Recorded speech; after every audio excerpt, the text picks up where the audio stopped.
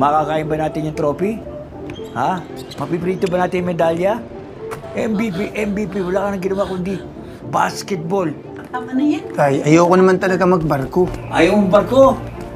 Ay, naku. Pirma mo na kasi, napapagod na ako sa'yo. Pido. May alam ko ba mautangan dyan ng 100,000?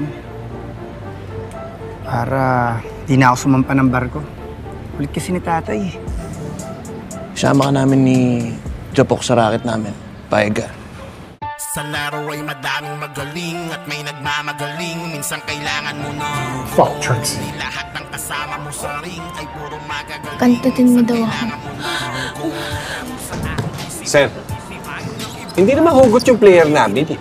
Nasa listahan po namin, hugot po si Kokoy Basibas.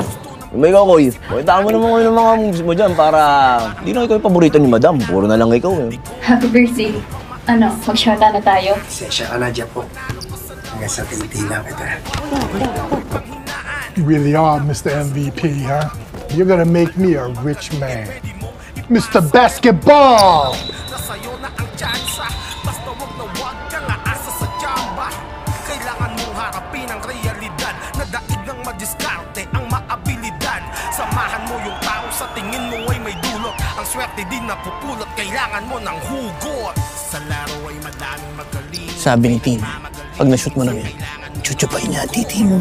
Lahat ng kasama mo sa ring ay puro magagaling. Minsan kailangan mo ng hugot. Sa laro ay madaming magaling at may nagmamagaling. Minsan kailangan